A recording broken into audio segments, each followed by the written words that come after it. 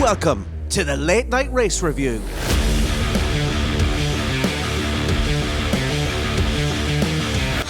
We have a T-Rex. And his name is... Regardless of that, we will fight to the end, mate. Fantastic. Yeah, it's unbelievable. Really well done with the strategy, guys. That was awesome. Thank you very much. You keep staying in it. That's a very lovely race. You take that one. Great job, everyone. Speechless. I don't have any words. Don't forget to support the podcast by hitting those like, follow and subscribe buttons.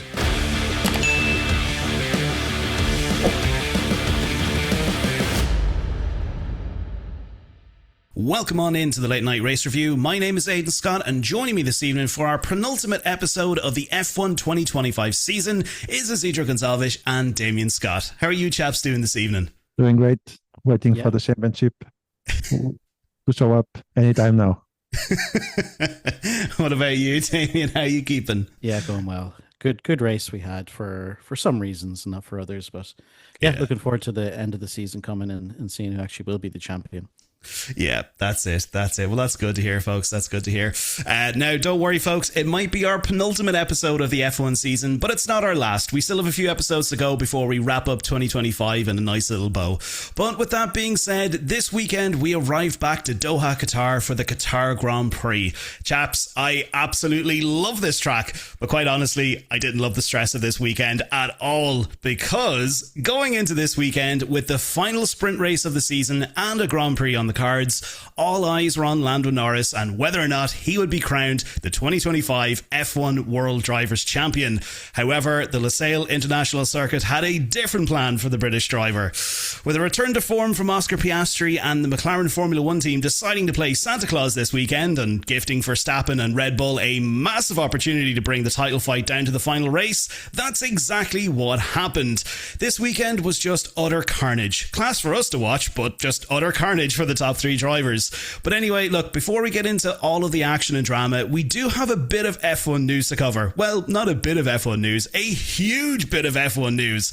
Because during the week, it was officially announced that the master of designing F1 cars himself, Mr. Adrian Newey, will be, from 2026, will be appointed team principal of Aston Martin.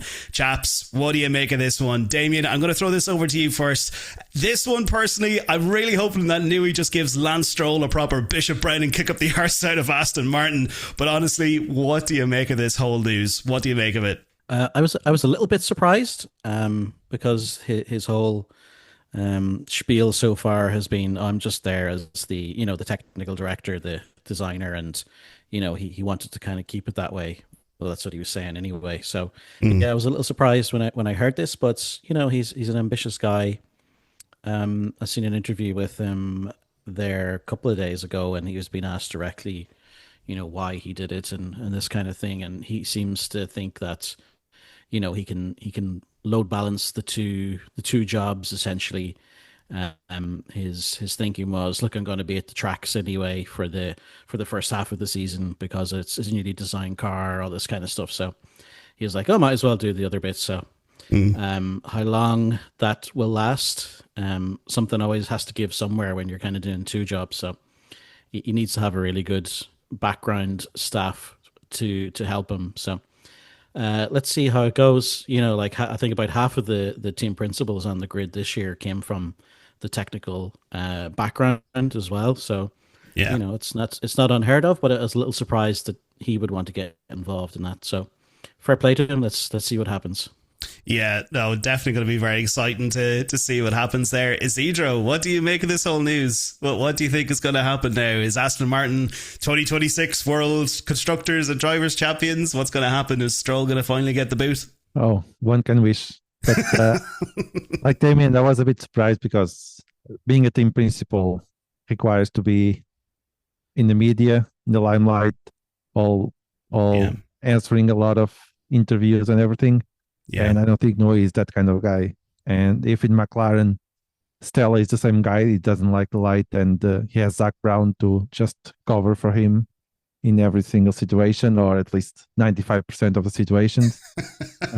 Lawrence Stroll is not that kind of guy. He doesn't show up in the media at all, or very few times. So I don't know what to expect. I think it's good that team principal has a lot of power in the team, but I think Nuri, as a team principal, he's more a quiet guy in the background doing stuff rather than being a media guy. But I think 2026 will show us what Nuri really is. Yeah, no, exactly, and like that's the thing. Like you're bang on the money with that one. Like I can't really picture Nui, being in the like not saying being in the media, but being like, like Toto and the way Horner was, and, Zach Brown. I can't really imagine him in that sort of spotlight, because like even watching interviews of Adrian Newey, like I was watching one there like about a month or two ago, him talking about the whole concept of like the RB19 when they were designing that and the championship and everything. He's a very reserved guy, even when he's like completely nerding out on aerodynamic, designs and what he does and all that kind of stuff, and he's so passionate and talking about it. He's still very reserved and very quiet, so it's going to be interesting to see that now, and especially, like considering like, look, they have a massive package coming to them with Honda, Adrian Newey at the helm with that whole, years and years of design experience and stuff like that. They are going to be in the spotlight for a good chunk of the season, depending on how it goes, because like right now, obviously, who's the current team principal of Aston Martin? Oh God, I don't know what his name is, but anyway, whoever himself is, Mr. Question Mark. Like you don't really hear from him that much, and when you do, it's very little. So it's going to be interesting to see how that turns out. But yeah, definitely exciting times ahead.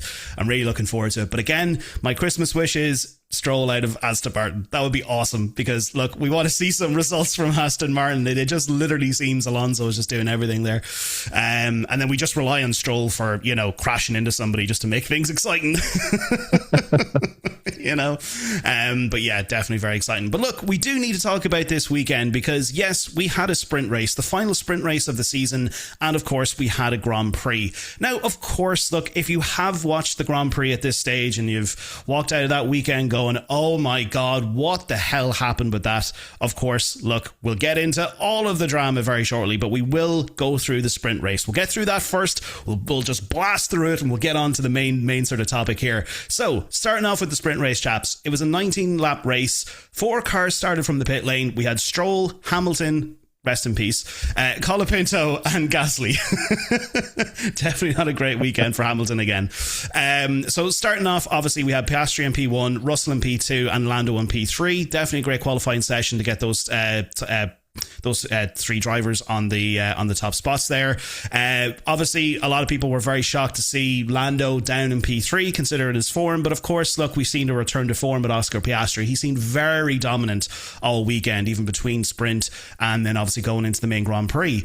But then obviously with the race start, look, it was a great start by everybody. Like honestly, like we thought we were going to get somewhat of a, maybe a mix up from Russell or Lando, and someone was going to get ahead of each other. But that's literally how it went on for, I don't know, about maybe the majority of the sprint race. But the one person that did stand out was, of course, Max Verstappen, because this weekend, and even when it came to the Las Vegas weekend, pretty much showed that nobody should ever rule out Max Verstappen, because up from, I think it was maybe the start of the race going into turn 1, 2 and 3, he was up from from P6 all the way up to P4, getting himself up there to secure some really good points. Then from lap 3 onwards, it was just really, I think the height of the action was just the DRS battle between Lando, Max and Russell.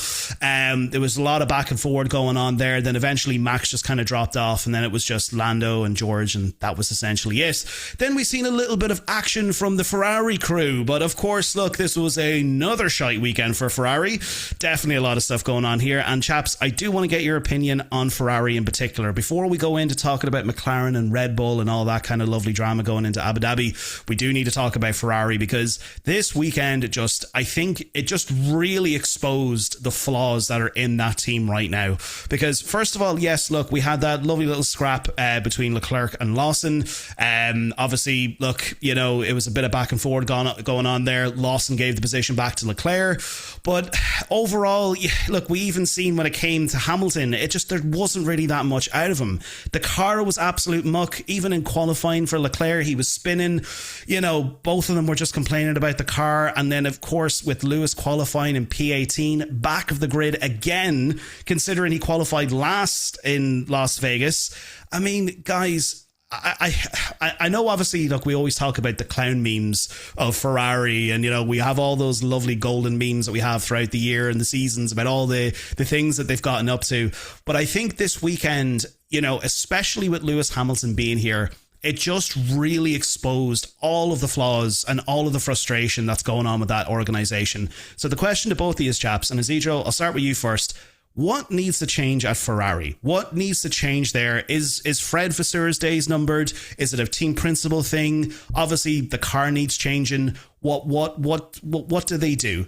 Because, and then the other thing on top of that as well, can we agree at this stage that it was an absolute mistake for Hamilton going to Ferrari? Well, first to Fred Vasseur, I think he will stay for 2026, and I'll not be surprised if the results stay the same. He will get the boot halfway. But I think unless Ferrari already knows how good is car for 2026, and they are just basically quit 2025 and are just racing because they have to, that's the only explanation why they are doing the way they are. They are just shite. They weren't that good. They weren't that good throughout the year, but this second part of the season is just awful. Yeah. And I think Hamilton is really regretting moving from a nice Mercedes drive to a Ferrari nightmare, basically. I don't think if he talked with Leclerc before the move, maybe Leclerc wasn't honest enough, but anyone can see in the eyes of Leclerc how happy he is with Ferrari. At this stage, he's just a hostage, loving to be being a hostage, basically. Yeah, that 360-degree spin really made him show everyone that he really loves Ferrari. But then, just on that point about Hamilton, considering the fact that you look at Mercedes this season, yes, they've had their struggles at the beginning of the season. They had a few DNFs because of the power unit issues. We had it at Spain, and then we also had it at Imola, both with Kimi Antonelli. But, considering the issues that they've had, they're currently sitting P2, if I'm correct in saying that. I just want to clarify that before I move on. Yes, P2 in the Constructors' Championship. I'm sure he's probably looking at that going, I got to the end of that season last year going, yeah, we're not going anywhere with this team. We'll probably end up being third or fourth again. And now he's literally sitting in fourth with a much more shit situation. But yeah, no, I'd say it is massively frustrating for Hamilton. Damien, what are your thoughts on this? I mean, again, same questions. Fred Vasseur, do you think his days are numbered? Is he going to stay a few more years? And, when it comes to Hamilton, I know I threw this question to you earlier on in the season. I think it was around Hungary. I think it was around that sort of episode we were talking about this. And I think, we did somewhat mention that, everyone wants to race for the red car. They want to be in that car. They want to drive for Ferrari. But do you think or agree now that this was a massive mistake by Lewis? I'll start with the mistake question. I don't think it was a mistake. Yes, they've had a really, really bad season. And I think Leclerc as well is obviously hasn't been, the same kind of driver as we'd seen in previous seasons. They're fifth and sixth in the driver's standings, which is not where they should be. I think for Hamilton, he was coming to the end of his time at Mercedes, no matter what was happening. So he was going to move. I think you could see he was getting bored. He'd been there for so long. There wasn't a spot at McLaren. I don't know if he'd go back there. He definitely wasn't going to Red Bull. He was already at Mercedes. So really the only option was Ferrari, unless he wanted to get in a lesser car, which actually seems to be the case at this stage. He got his wish. So, he had to give it a go either way. I think he made the right choice. But yeah, clearly it's not working out the way he had intended. And I don't think Lewis Hamilton's driving style really suits this this set of regulations that we've had for 4 or 5 years now. Yeah. So maybe next year with the new regulations, new car, new power units, it might be, Lewis Hamilton kind of starting to come back. But clearly, it's not just the car. There's severe issues in the organization in terms of its structure, the way people are managed. That whole thing with the CEO there a couple of weeks ago, coming out with the quotes that he did in the press about, the drivers just, shut up and drive kind of thing. Yeah. It's clearly not everything is happy in Ferrari world. Definitely not. Yeah. Just one thing that Damien was saying reminds me that meme that the risk I took was calculated, but man, I'm bad at math. That's Hamilton, basically. That is Hamilton. Yeah. No, it's definitely been a bit of a shit show for Ferrari this part of the season, and it's very surprising because, like, when you kind of look back at the start of the season, guys, like we were talking, like even there our very first episode when we were talking about Australia and China, like obviously Australia was a very unpredictable race for everybody because of the rain and the wet and stuff like that. Hamilton didn't really have a great start for that, but obviously going into China and then going off of that momentum of winning that sprint race and then going into the next race after that, like that was a really, really great start to I assume in Hamilton's form, or in his eyes, was trying to get back to winning ways. And, maybe he thought to himself, oh, here we go. This is my prayers have been answered. Let's go. But of course, it was just a massive, gigantic landslide down to the bottom of the shit pile for the rest of the season. And look, to be honest, I know for a very long time, and I'm just going to throw this out here, a lot of people could disagree with me on this one, but I think for a very long time, a lot of people did get extremely bored of just seeing the constant Lewis Hamilton winning cycle. Like obviously, yes, he is a 7-time world champion. That's great and everything. That's something that is just absolutely incredible to see. But for a lot of people who are watching that, who did get bored of just seeing that and just got switched off from watching Formula One, and then of course then we had the Max Verstappen dominance from 2021 onwards. I think for a lot of people who kind of stuck in there and kept on watching Formula One and, seeing how this whole journey has gone for Lewis, I'd say a lot of people, regardless if you like him or you hate him, a lot of people feel sorry for Lewis. I honestly think that it's not something that you want to see any driver go to, from being on, winning 7 world champions to what he's doing right now. Nobody wants to see that. Nobody wants to see that at all. So look, hopefully 2026 reset for Ferrari. Hopefully they can get back to the drawing board, and hopefully they can get back into fighting form. But look, moving on from Ferrari, let's quickly talk about the rest of the sprint race and wrap that up, because we want to get to the exciting stuff. We want to get to the juicy meat and bones of this episode.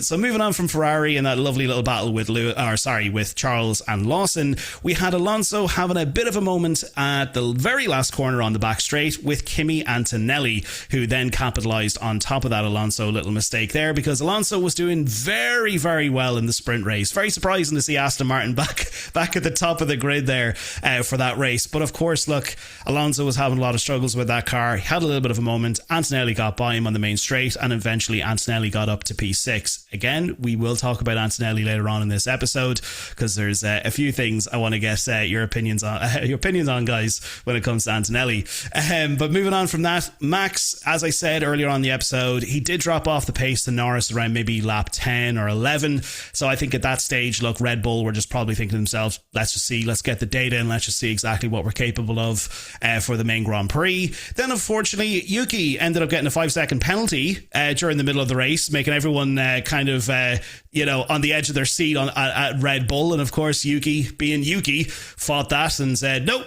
I wasn't off the track. I was totally on track, and yep, they got that penalty removed. So thankfully for Yuki, he did. I think he finished up in P5. I'm nearly sure it was. But then pretty much at the end of the race, we had Stroll pitting on lap 14 on the softs. Then we also had both Alpines into the pits on lap 17, and then eventually to wrap up the sprint race, Piastri decided to win it, and then Russell decided to come in P2, and Lando was like, do you know what? I'm happy with P3, because if I finish in P3 in this and P3 in the Grand Prix, and then P3 in Abu Dhabi, I'm the world champion. But we move on to the Grand Prix where all of those chances and hopes went to absolute shite. Because everything was resetted on Sunday. And of course, look, we had obviously the main sort of Grand Prix qualifying. And of course, we know what the result of that was, because we had Piastri on P1, Norris on P2, and then of course we had Verstappen in P3. And then of course, we were all on the edge of our seats waiting for those lovely 5 lights or whatever it is to go out. And then they all took off. Oh my God, lads. This was the race to watch. This was it, because of course we wanted to know who was going to do it. Was Lando going to be the world champion going into this? Was he going to dominate this race? He's going to get by Piastri because of course, yeah, look, he had a little bit of difficulty in the qualifying and eventually he did show his pace eventually to get to P2. But of course, going into turn 1, Piastri, yes, he did have a good start off of the both of them from Max and Lando. But of course, you can't rule out Max Verstappen because he took everything out of Norris and went straight into turn 1, and he managed to claim that P2. So it ended up being going into turn 2 and 3 and 4 all the way up. I think it was up to about maybe lap 7. We had Piastri, Verstappen and Norris. Now on lap 7, because roughly around lap 7, I think we all got to the stage where we were kind of like, yeah, this is probably what it's going to end up like. Qatar, there's not really a lot of overtaking chances. The only sort of real overtaking chance is on the main straight. But of course, on lap 7, Nico Hulkenberg crashed with Pierre Gasly and decided to throw a spanner in the works with that lovely early safety car. Because of course, with this race, there was a 2-stop mandatory pit stop. So everyone on the grid, bar McLaren, decided, you know what, let's get these pit stops out of the way, let's get this done, and let's all go in and pit. And then everyone was like, why is McLaren still staying out? And of course, that was the question everybody had, because they're absolute morons. That's why. So, chaps, here's the breakdown of McLaren. This is the first team. We're going to get into it, and we need to unpack this absolute clown show that unfolded over this Grand Prix. Because at the restart, both drivers, both Lando and Piastri, on older tyres, everyone on lovely, brand spanking fresh new tyres, all ready to rock and roll. The restart in itself was a little bit lackluster, but of course, look, Piastri, he was in P1, Lando was in P2, and of course we had Verstappen in P3. Now, going further into the race, round lap 22, Piastri, he was complaining about his tyres. Of course he was, because, you know, when it comes to Lusail, it's high tyre degradation, you know, it's there's a high tyre wear there. Of course you're going to have complaints about it. Then, of course, on lap 24, Piastri boxed over to mediums. And then on lap 25, because Lando was in P2, he boxed over to mediums. But of course, he did get in behind that lovely, or just ahead of that little DRS train that Alonso was forming there behind him. But then on lap 36, Lando was complaining about his throttle input. Then we had Oscar struggling with his tyres in lap 40. And then on lap 43, Oscar boxed over to hards. And then on lap 44, we had Lando boxing over to hards. But of course, because of that pit stop, Max Verstappen took P1 on lap 45. And then it was Max, Piastri, and then out of nowhere, Mr. Smooth Operator in P3. So, chaps, this is the point where I need to ask you, do you agree with what I'm about to say here? Do you think that was the most stupidest move that McLaren could have made when it first of all came to the safety car? They literally threw this win at Max Verstappen at this point. I think at the safety car point, that was it. That cost McLaren their race. Isidro, I'm going to get your opinion on this one first. I just tell me, this was just ridiculous. Yeah, and I think the justification that they want the flexibility, that's just bullshit, really. They screw up, but they didn't want to say that, so they came up with the flexibility of choices and everything. But the thing is, even with that mistake, they still had a really fast car, and they pull a good race. If they hadn't made that mistake, Piastri and Norris would have finished maybe 20 seconds ahead of everyone, because even after the restart, we could see that Piastri just took off. Norris was after him, and then Verstappen was 4 seconds behind Norris. I know that Verstappen knew that they would be stopping, but nevertheless, the McLaren was just running away from everyone. So without that mistake, probably the race would be different and Lando would be crowned championship winner in Qatar. But as a strategist, though, how can you make that call when everybody else on the grid, when you had more than enough time to go into the pits and just get that first pit stop out of the way, and then maybe on your second pit stop a little bit earlier, just switch over to the hards and then just go, to the very end? How, as a strategist, if you've been going through this is now 23 races we are in the season, how can you make that much of an absolute cock up? Excuse my language, but how can you do that? That is just ridiculous. Well, to be fair, I don't think McLaren has a strategist. They outsourced that to Ferrari. So that explains a lot. It's all outsourced. They're on the phone. they're waiting. They're getting like the waiting music when they're trying. On the phone with the pit wall from Ferrari. Damien, I'm going to throw it over to you as well here on this one. I mean, how could you make that much of a mistake when you know that either driver, right? You can literally secure this with being Lando crowned world champion, or if you say, okay, well look, let's at least try and give Piastri a chance to fight this in Abu Dhabi. How do you make a mistake like that?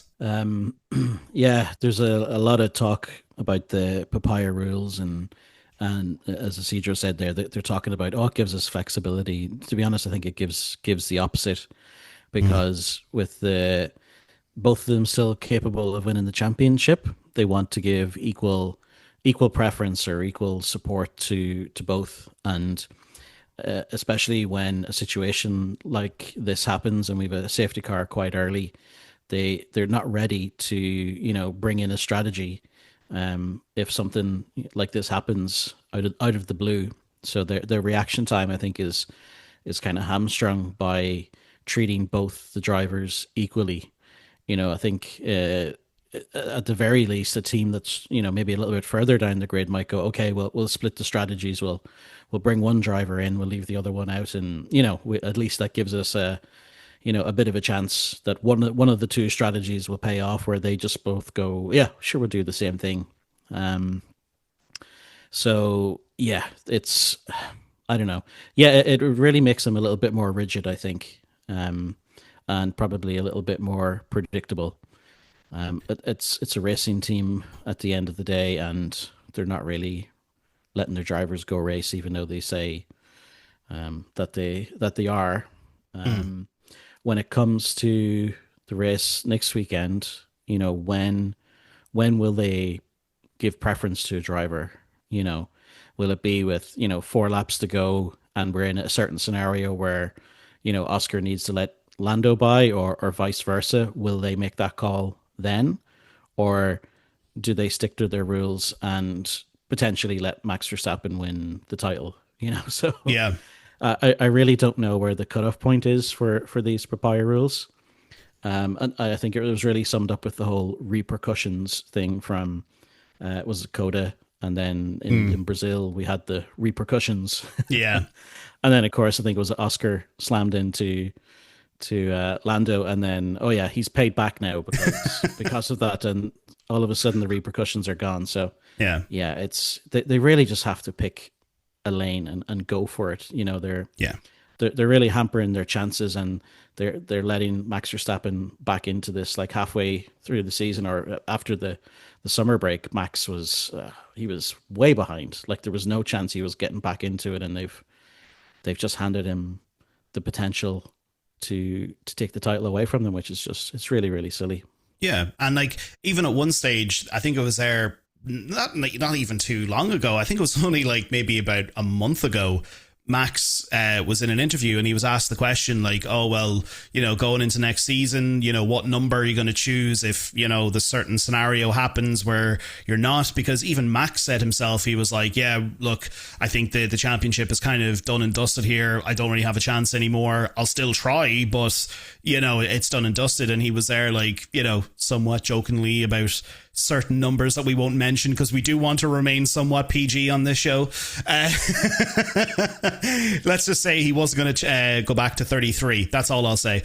But it just kind of goes to show like like exactly what you're saying there, like these whole papaya rules, I think literally, and this was the question that, like, we kind of talked about earlier on in the day today, and I know our listeners haven't really heard this yet, but obviously the question, or the kind of conversation we were all having was, if the papaya rules thing and McLaren hadn't have been involved from the get-go, and they just literally let their two drivers race, just literally say to them, okay, both of you race each other, but just don't crash. That's literally it. Just race each other, good hard racing, but just don't make a balls of it and mess it up for everybody. I think if McLaren hadn't got involved, I think at this stage, either going into Las Vegas or into Qatar, I think Oscar Piastri, and I know I've given him a very hard time over these later episodes, I think Oscar Piastri would have been the World Drivers' Champion. I think at this stage, if they hadn't have gotten involved, and I think realistically Monza was the biggest mistake when it came to papaya rules. I think, look, they want to be fair to their drivers, but as you said there, they need to stick into a lane and just stick with it. Just back one horse and go for it. Because at the end of the day, yes, you want to be fair to both drivers, but at the end of the day, only one driver can win. That's literally it. No two drivers can win at the same time. But yeah, it's just McLaren, they've made an absolute joke of this whole drivers' championship side of things. The constructors, that's mainly what they care about. They want to get that wrapped up, and of course, they have the dominant car this season. But even in this race, though, in the Qatar race, that whole battle with Lando and Kimi, Lando was somewhat struggling, even in the whole DRS zones. Like when he was there, well, pretty much there's only one DRS zone on the main straight. He was even struggling to try and keep up with Kimi. Like he couldn't even get by him. Like there wasn't really a comfortable opportunity for him to overtake him going into turn one until that moment that Kimi Antonelli had that mistake. Now, this is a thing in itself, guys, where we kind of do need to touch on this because, on one part, yes, it's news, it's somewhat gossip or whatever, but at the same time too, things like this needs to be discussed and out in the open, and I think people need to remember certain things. So at the end of the day, look, we're all passionate about our teams and our drivers and the people who we back, and we love watching this sport, and we really do get passionate about it. But the mistake that Kimi Antonelli made, first of all, I understand in the heat of the moment, we had GP, Max's race engineer, coming across the radio and screaming that, oh, well, okay, look, that was a bit of an over-exaggeration. He wasn't really screaming, but shouting over the radio going, oh yeah, I don't know what just happened there. It looks like Kimi just let Lando by. And then, of course, we had Mr. Helmut Marko coming out with his statements saying that, he just let Lando go by. That was pure obvious. He let Lando go by. And then, of course, there was that whole uproar from Toto and the rest of the Formula One community. And then, of course, when everyone else who was looking at the footage, who has a logical thinking brain and looked at the whole scenario, seen that it was just simply a case that Kimi made a mistake. And because of that whole backlash, or because of that moment, Kimi has gotten a ton of backlash online. There's been a lot of social media abuse that's been hurled at him. He's been under the spotlight very heavily over the last 24 to 48 hours. And honestly, if you say that you're a fan of this sport, there's no way in hell that you can condone throwing that kind of harassment at that guy. Regardless if you're a Max Verstappen fan, you're a Lando Norris fan, or whoever horse that you're backing for whatever it is, or for whatever reasons, there's no room for that kind of shit in this sport.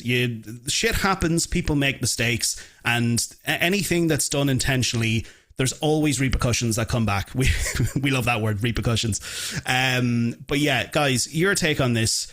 I assume I'm probably talking for both of you here when I say this, but do you both agree that, look, that was just a mistake? Kimi just lost the rear. That was it. And, we move on. Isidro, do you agree with me on that one? Yeah. Kimi has been doing a great first season, and people may forget that he's a rookie. So he's more than allowed to make mistakes. And even though it looked like it was on purpose, just a mistake, and he's a rookie, he's allowed to do that. Yeah. No, 100%. And also as well, I just want to say thank you for listening to my TED Talk. Damien, do you agree with me on that one? I assume you do as well, unless you're just like, no, screw Kimi. Yeah, internet trolls are in every sport, and anything online. There's always those people out there. So Yeah, it was clearly he made a little bit of a mistake. He either lost a bit of grip and tried to correct too much whatever it was, and he just ran wide. Yeah. And I don't. Well, GP didn't see it properly, and afterwards he came back and he apologized. Said, "Yes, obviously I've looked at the replay, and it's clearly a mistake." After Helmut Marko then took what he originally said and ran with it, and plastered it all over the media pen post race. So it was good to see Toto come out and defend his driver as vigorously as he did. And of course, Red Bull issued a press release after to denounce it and all the things that were said about Kimi. Obviously, we should never see that. And as Cedro was saying there, we tend to forget this guy is a rookie. He's only 18 years of age, so handling a car like that, you're going to make a few mistakes in your first season, and it was a tiny one. Any other part of the track, or if there was anybody else behind him who got by, you wouldn't have noticed. So just the way it goes. But we move on, and hopefully we don't see this kind of stuff happening again. Of course, 100%. And just to clarify as well, and just for the record, it did come out this evening that Helmut Marko, he did apologise for the comments that he made. He has gone back on what he did say. Now, we can say he shouldn't have said it. Of course, he shouldn't have said it in the first place. He should have waited until he's seen the actual replay and discussed it with the actual organisation before he went out spouting his shite, basically, as he likes to do. But at least they have come out and they have said, look, we're sorry. And a fun little fact I will say, and I know obviously it has no importance in regards to this episode, but usually when it comes to sim racing, at that corner I tend to spin out as well. So Kimi, I'm in your shoes. We're both in the same boat. I always make a mistake at that corner. Everyone's like, oh my god, you nerd. But look, moving on from there and moving on from all of that drama, of course McLaren, it was just a complete different story between the sprint race and the main Grand Prix. They were dominant in the sprint, and then in the Grand Prix it all just fell apart. So again, just another perfect opportunity for McLaren to capitalize and say, hey, let's wrap up this season and let's crown a champion. And of course that didn't happen, because it finally finished up for McLaren's point of view, Max in P1, Piastri in P2, and Mr. Smooth Operator in P3. So yeah, definitely a very, very disappointing weekend for McLaren, but great for all of us fans, because that means we have another race to watch and be on the edge of our seat for and go, hey, who's going to win it now? Which I'm delighted for. Like, we all got the dream scenario that we've been talking about here for many episodes over the course of this season, where we didn't want a season that was going to be boring and we wanted it to come down to the final race, and so it has. So yeah, so maybe in a way, thanks McLaren. You kind of did us a favor. But look, talking about the next team, we do need to talk about Red Bull, because obviously we do need to discuss this whole scenario here when it comes to Max Verstappen. So Red Bull, this is the team. We need to divulge this. Now, unfortunately, look, when it comes to Yuki, I will say one thing about Yuki during this race. When it comes to the actual race result, he did manage to score a point. He came in P10, so at least he did score a point there, and I'm nearly sure when it came to the sprint, he didn't. P5. So he did manage to pick up some points, because obviously the question about it is as well, when it comes to Yuki, is he going to get that second seat? We don't know. Red Bull still haven't decided it. That's still up in the air. And yeah, we don't know what's going on there. But when it comes to Max Verstappen, so yeah, we talked about it. Great start by over Lando down into turn 1 on lap 1. Got by there. He was in P2 for the majority of that stint, and then eventually, when it came to the whole pit stops and everything, he got by, and then eventually he was in P1 for the remainder of that and just controlled the entire thing. But guys, I need to ask you the question here, right? So obviously, yes, things have changed when it's come to that car. We know that it's fast. He has won in Vegas. He has now won in Qatar. Will he win in Abu Dhabi? Damien, I'm going to throw it over to you first. Red Bull's performance over the Qatar Grand Prix, it was great to see, because you even seen with that battle with Piastri and Max, it was very cat and mouse for a very, very long time there. But I think what Max has really proven, that you can't count him out. You know, but do you think he's going to do it? Do you think he's going to go and do it in Abu Dhabi? Do I think he will do it? I think Lando's going to be our winner, going to be our champion. So that's who I'm hanging my hat on. Can Max Verstappen do it? Yes, of course he can. He's a brilliant driver, and he's got all those championships behind him, and he's, you know, he just loves coming from behind and, you know, hunting down those in front of him. Like, we've seen this in numerous times throughout his career, that, you know, he'll take on a challenge like this. He'll be, you know, have to start from the back of the grid or start from the pit lane, and, you know, he gets back in, not to at least the points, but to the podium. So he is very capable. It's McLaren's to lose, I'd put it that way. If they continue with the kind of BS tactics that they've been using over the past while with the whole papaya rules, yeah, they can screw themselves. That's for sure. So it's up to McLaren, I think. If they want to go out and race, they can win the championship. You know, which driver that will be, I think will depend on what happens on the day. But yeah, Max is just brilliant. There's no two ways about it. So I wouldn't be sad to see him win it. I'd put it that way. But again, we don't like to see a driver dominating for year after year after year. But this one feels a little different because it's been a lot more competitive. Yeah, no, you're totally right. And like, I think it's just more so from my own point of view.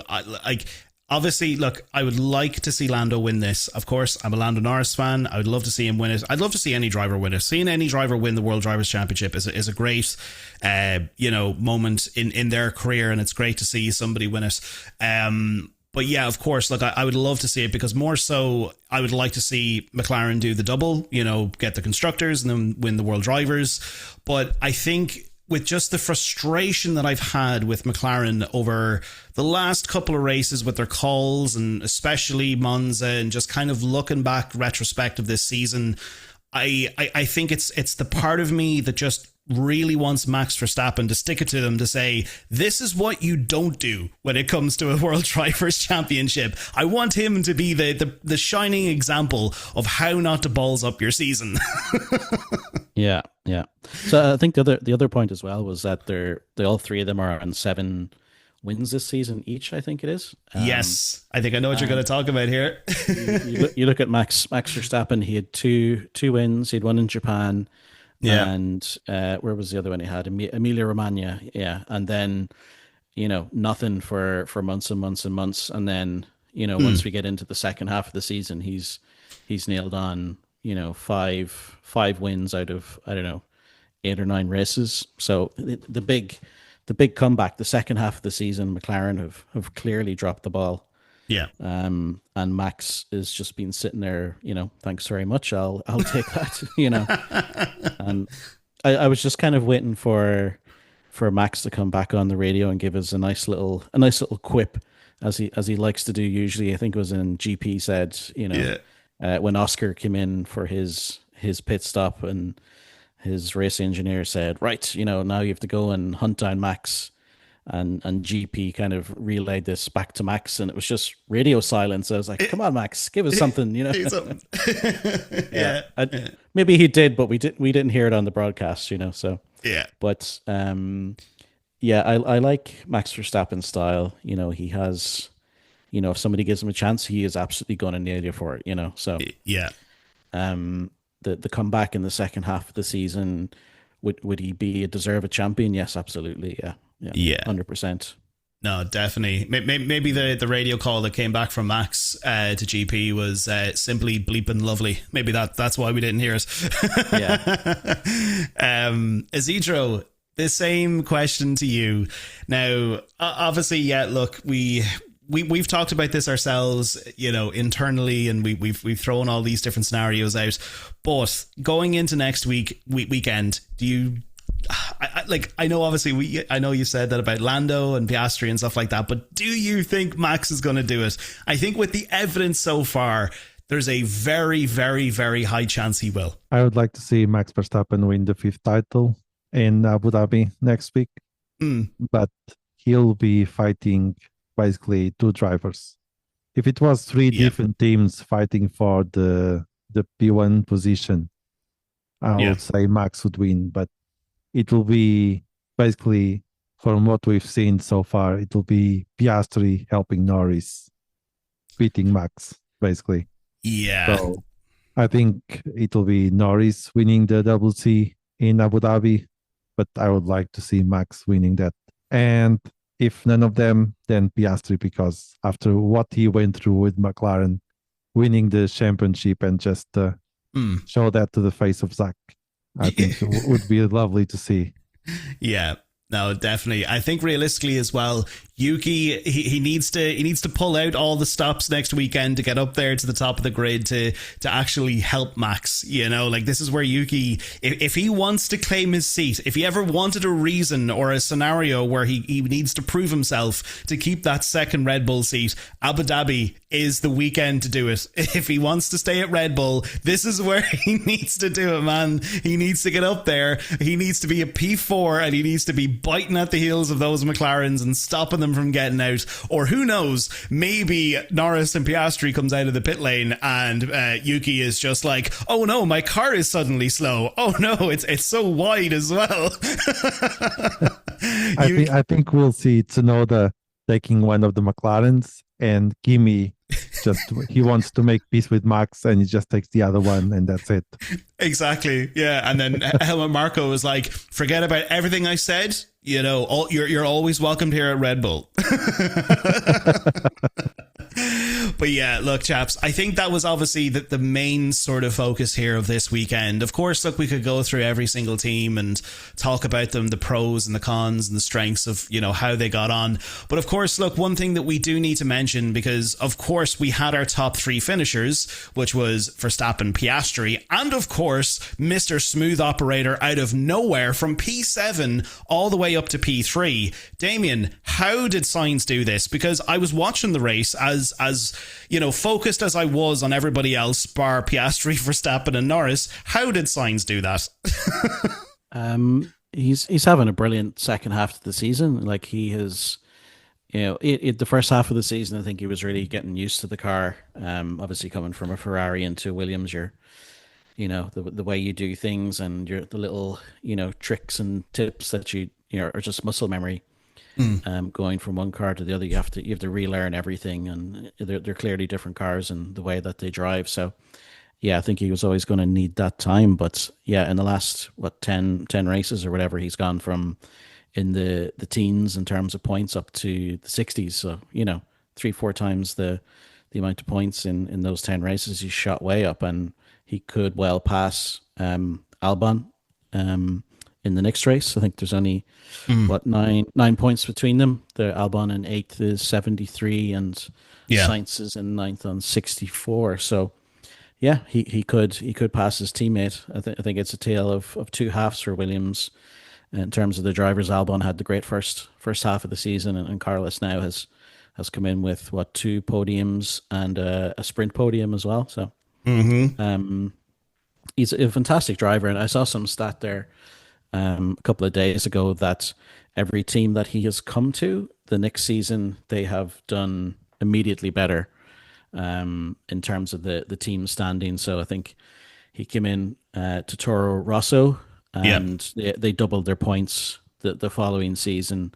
Same with Renault, again, double the points. I think at McLaren it was triple the points, Ferrari triple the points, and for Williams it went from 9th place and 17 points last year to 5th, and at the moment 137. So he's a fantastic driver, and he has this real positive, you know, effect, I think, around his new team and his teammates. And I think Ferrari will rue the day that they let Carlos go, because the team is literally falling apart since he has left, and I don't think he gets as much credit as he probably deserves, you know. Yeah. Of course, Williams then have secured 5th place in the Constructors' Championship, which even if you had said this 12 months ago, you know, you'd get laughed out of the building. They obviously had been making great progress under Vowles, which you kind of have to tip the hat to him. He's the man behind this transformation, and obviously the new owners and the money that they're putting into it. Williams was a complete mess for decades, you know.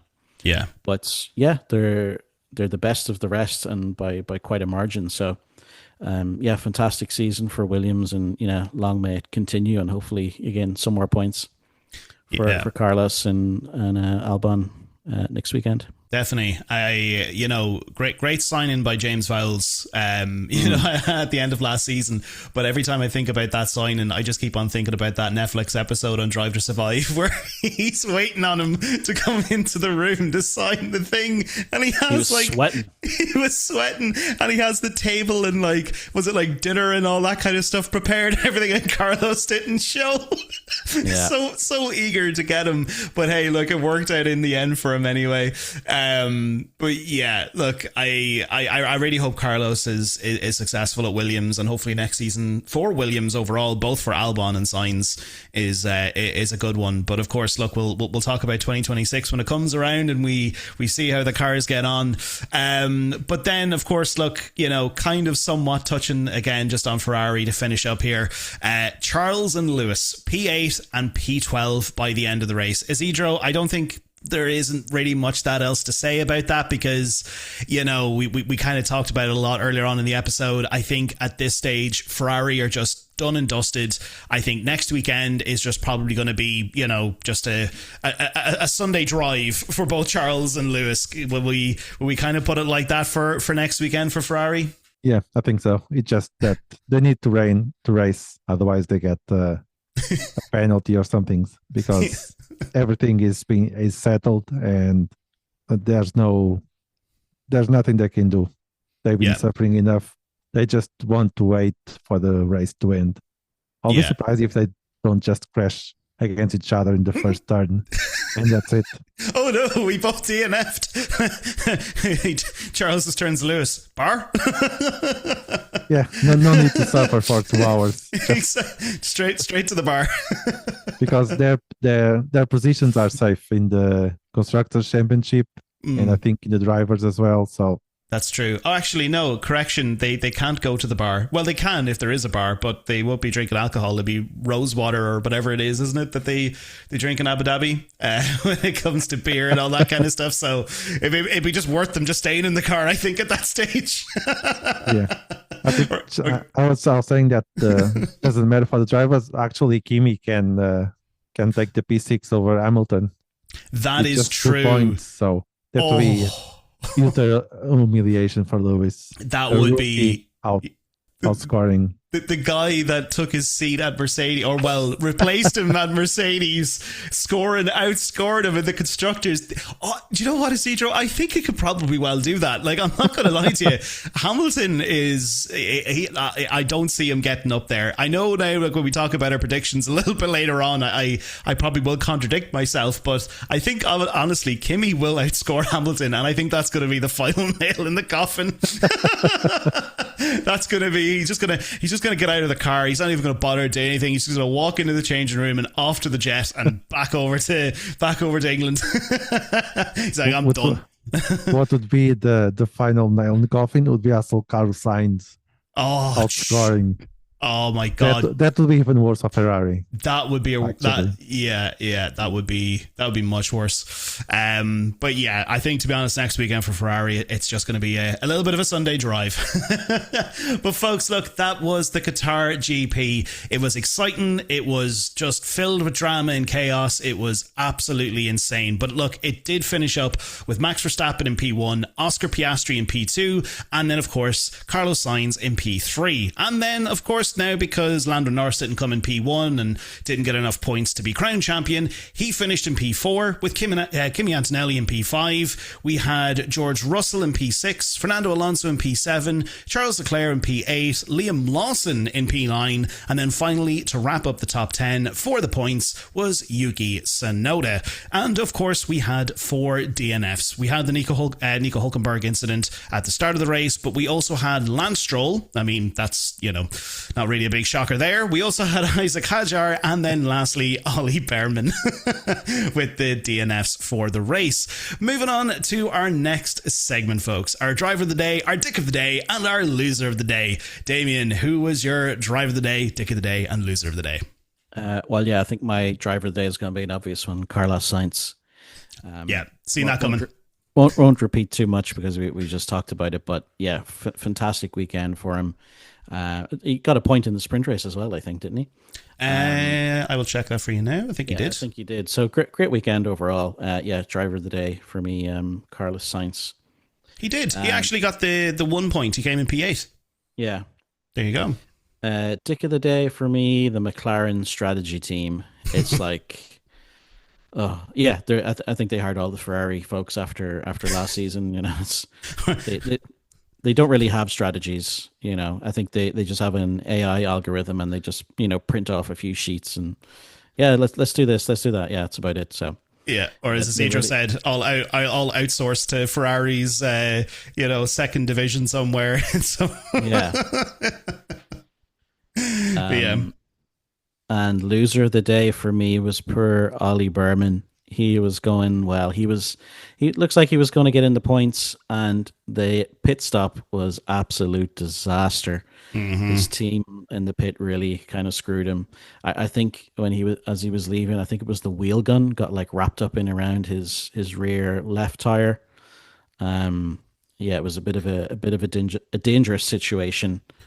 And you could see as he was eventually released and going down the pit lane, he was really angry. He was banging his fists and his head was shaking all over the place. And then to compound things, he got a 10-second penalty for it. So, and then he DNF'd as well. So, awful finish for him from potentially gathering some points for Haas.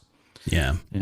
So I have to agree in that one. It was definitely a bit of a rough one for Ollie Behrman, and you have to feel sorry for him as well because he has had somewhat of a strong season and he really has proved himself there at Haas. Isidro, who was your DDL? My driver today would be Max Verstappen. It was lovely to see that drive. It was even funnier with the mistakes on McLaren, but otherwise it was a race driver from Max. Yeah. And who was your dick of the day? The dick of the day, I'm going to say Hülkenberg. That was so random. Now, in fairness, though, was that really Hülkenberg's fault? He went around the outside and you can say... it was. And Gasly has been suffering enough. I was hopeful for him because he reached Q3. So... yeah. Anything could happen to the Frenchman. And the loser, Hadjar, he was doing a great race. He was in P5 or P6. I think it was in P6. And suddenly he got a flat tire. And that was the end of it. Yeah. That stuff. When he was already planning to celebrate a few points for the Racing Bulls, that happened. So, yeah. Yeah, no, totally agree with that. Definitely a really bad weekend for Hadjar. That was he was doing so well. He really was. He was doing really, really well, and that was just definitely a kick in the spuds. That's what we'll say.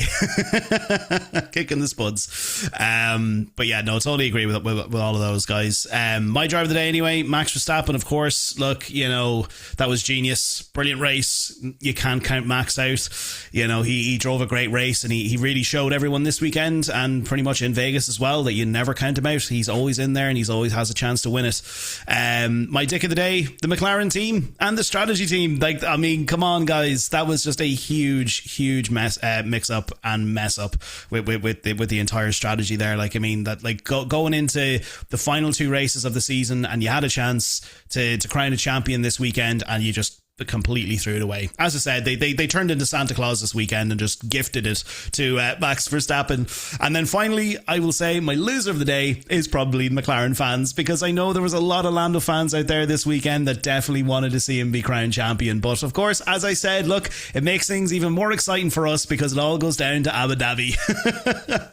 So yeah, no, definitely going to be an exciting one next weekend, which brings us on to our final segment. Oh, Isidro has one more point before we wrap up. I think it would be nice, the guy that would be waving the flag to be either Masi or Latifi. Just putting the scare into everybody. Yeah. Going, oh shit. Oh no. I seen something funny there. It was someone put up a video on Twitter or something, and it was like Lewis Hamilton whenever he gets word that Max Verstappen could potentially win a 5th World Drivers' Championship in Abu Dhabi, and it's just a video of him in F124 just torpedoing into Max Verstappen at the same corner that he overtook him in 2021. Oh god. Oh, the memes going into next weekend are going to be brilliant. I can't wait for them. I can't wait for them, lads. But anyway, going into our final segment, pretty much with our predictions game. It's the final 2 weekends, chaps. This is kind of make or break here, and who knows, this weekend it could decide who pretty much has it wrapped up going into Abu Dhabi, but we've yet to see and get through these predictions, because of course Dave, he sent it in his predictions for the Qatar GP, and he had Max Verstappen in P1, so he did get a point for that.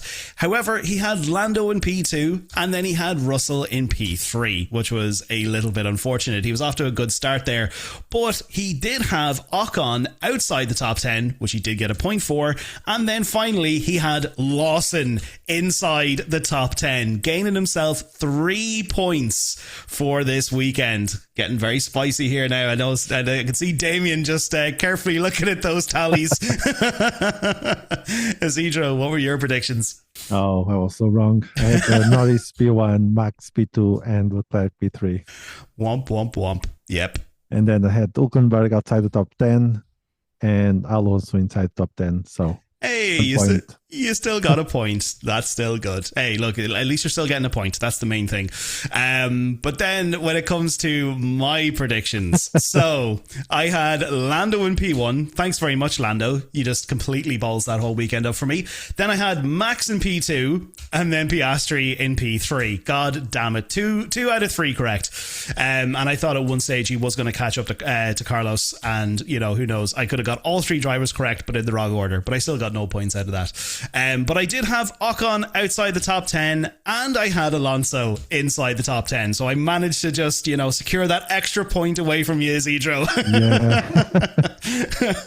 But moving on to Damien. Damien, what were your predictions? I had Lando in P1, I had Max in P2, and Russell in P3. So nothing there. I had a lot of faith in Russell. I think he had a good sprint, and then the Mercedes kind of fell off in the race. But I did have as my flop Ocon outside the top 10 for a point, and Liam Lawson inside the top 10 for a point. So 2 points. Ooh, that is very close. So that means Dave wins this weekend's predictions, which then means going into Abu Dhabi, we have Dave. Oh, no, sorry. We'll start off with yourself, Damien, because you are still in the lead. You're still in the lead on 37 points. We have Dave with 36 points. Oh, my God. It is getting so close. Then we have myself on 31, and then of course we have Isidro on 28. That is it's getting very spicy, Damien. Marker.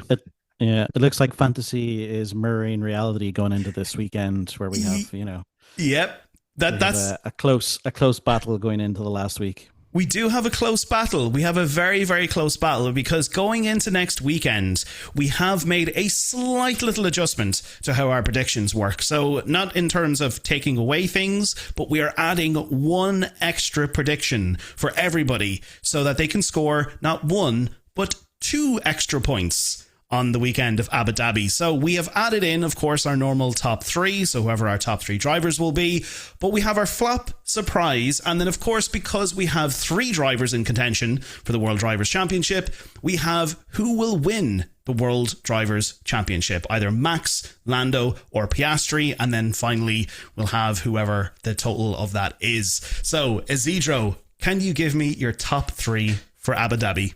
So it will be Norris P1, Piastri P2, and Kimi P3. Oh, that is a very bold prediction. Max not even in the equation.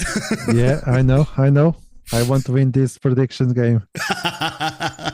That's why I'm all in now. Yeah, that's it. All your chips are in. Go big or go home. Bit late for that. Not really. So I have what? I have 28. That's true. So I need what?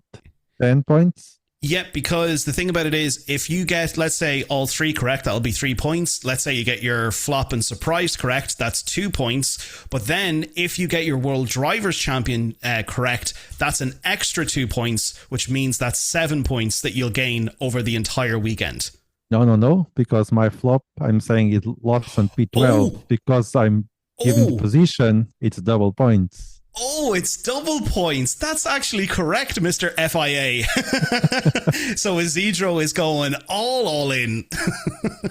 Can't be worse than the last, so. That's true. So Isidro, if you do get all of those correct, you must have like a ball at home, a predictions ball of some sort, one of those things that you can predict the future with, that you can see exactly how it's all going to turn out. That means that you are still in contention to win this. Now, when it comes to your flop, your surprise, who's your flop and surprise? And then also finally, who do you predict to be the World Drivers' Champion? So my flop would be Lawson in P12, and my surprise would be Russell in P5.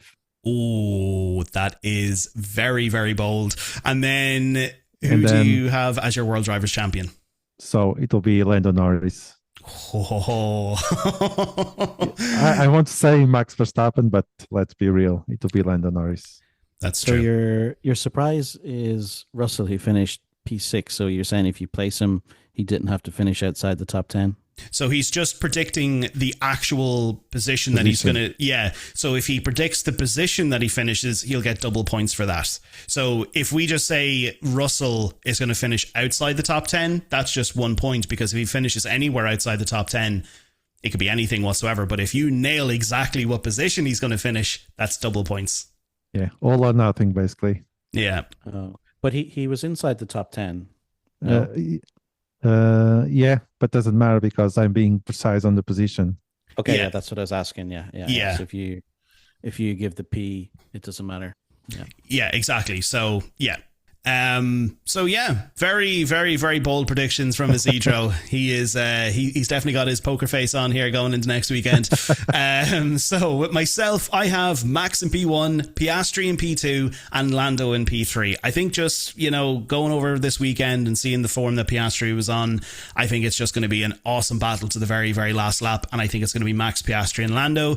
My flop is going to be Yuki outside the top 10. Unfortunately, look, I think that's what's going to happen. I think he's going to try and fight to help out Max, and then I think he's just going to drop off. But hey, look, that all depends on how qualifying goes. But then my surprise, I know I absolutely just threw them all under the bus this weekend, but Ferrari, Mr. Hamilton, inside the top 10. I'm predicting it. I know I said that it's just going to be a Sunday drive for Hamilton, but I had nobody else really I could kind of throw my chips on, because we have Bortoleto, Colapinto, Ocon, Gasly, and who else? Maybe Albon, I don't know, but that's not happening. I'm going with Hamilton inside the top 10. And for my prediction for the World Drivers' Champion, I am going with Max Verstappen. I think he's going to do it. I would love to see Lando win, but I think Max is going to do it. I think he is going to be the world champion, and I am going to shoot by Dave and Damien and win this. So Damien, what are your predictions? I'm going to go with Lando P1, Max P2, and Piastri P3. Nice. My flop is going to be Yuki outside the top 10. Oh. My surprise is going to be Antonelli P5. I just seen that there. That is very, very interesting. And Lando is going to be my world champion. So both of you are throwing your chips into the old Lando basket, and just me out here with Max Verstappen. God, we are all going to be sitting here shouting at the telly if Piastri gets world champion.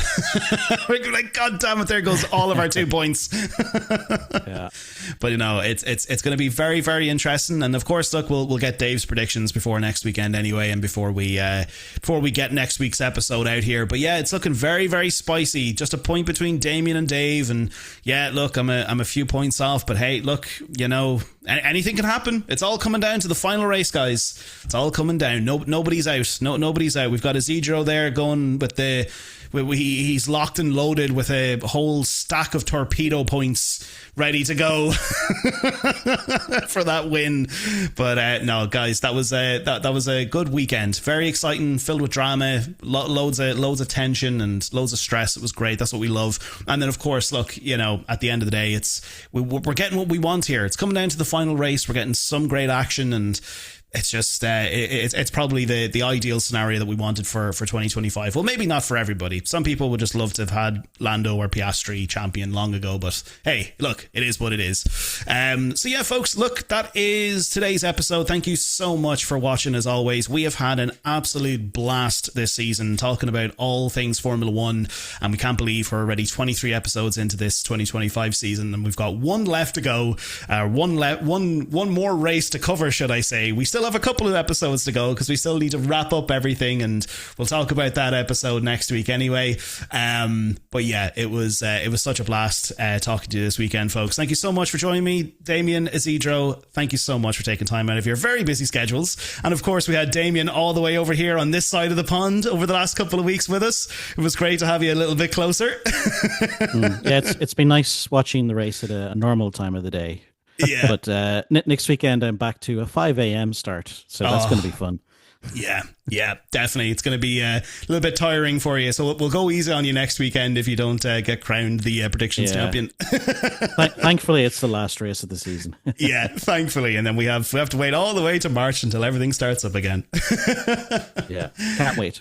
That's it. And Isidro, as to yourself as well, thank you so much for joining me this evening to talk about all things Qatar and all things that could happen in Abu Dhabi. Thanks. It was great. Yeah, definitely.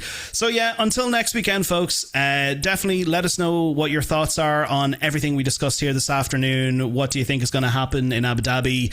I mean, at this stage, look, it's going to go either three ways. It's going to be Max, Lando or Piastri, but tell us in the comments, who do you think is going to be the 2025 World Drivers' Champion? Finally, we can get it, and we can get this season out of the way, and, you know, we can finally say, hey, look, we were right all along. It was going to be Lando. It was going to be Max. But yeah, it's going to be a very exciting one. So yeah, folks, let us know all of your thoughts below. And of course, if you did enjoy today's episode, definitely make sure to click that like button over on whatever platform you're listening to us on. Make sure to subscribe and follow us for more episodes. And of course, definitely make sure to tune in next weekend for our Abu Dhabi, for our final coverage of the 2025 season. So until next weekend, folks, or should I say a couple of days time, because more than likely you're probably either listening to this on a Monday or Tuesday or whatever day it might be for yourself. We will see you in a couple of days' time for the Abu Dhabi Grand Prix. Adios.